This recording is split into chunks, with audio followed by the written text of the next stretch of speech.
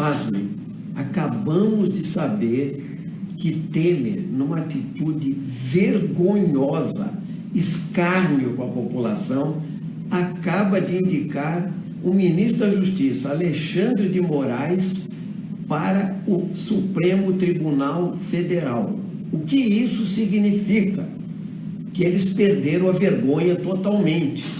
Que certamente quem conhece Alexandre de Moraes, tucano de carteirinha, filiado ao PSDB, estão criando uma mega operação de proteção a Temer, aos ministros, aos dirigentes do PMDB, do PSDB, a todos os governistas, e vem aí impunidade. Alexandre de Moraes é uma opção mais política do que técnica. E não há no seu perfil nada que o aproxime de Teori Zavascki. Quer dizer, Temer fez o oposto do que disse que faria. O mais curioso é que o presidente tinha entrado nesse debate pela porta da frente.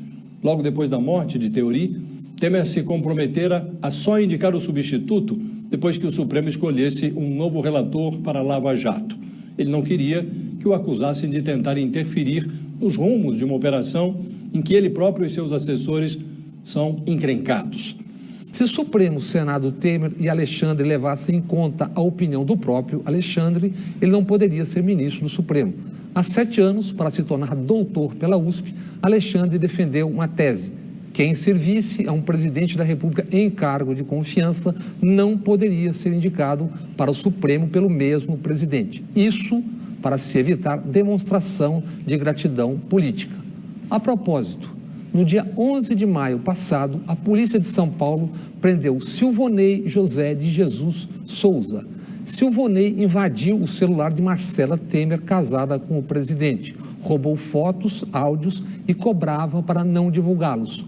Um dia depois da prisão, 12 de maio, o secretário de Segurança de São Paulo, Alexandre de Moraes, foi convidado por Temer para ser ministro da Justiça.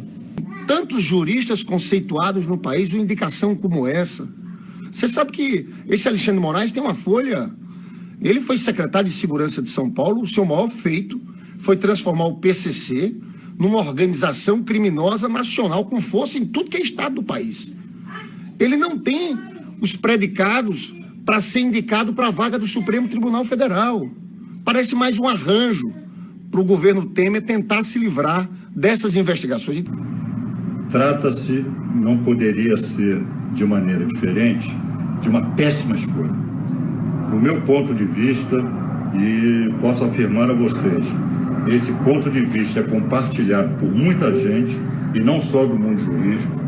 Alexandre de Moraes não reúne as qualidades superiores para compor o colegiado do Supremo Tribunal Federal.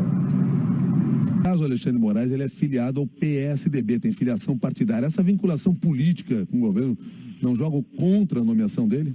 Esses são os principais obstáculos contra o Alexandre de Moraes. A indicação seria criticada pela filiação a um partido que está no alvo da Lava Jato e pela proximidade com o atual presidente da República, né?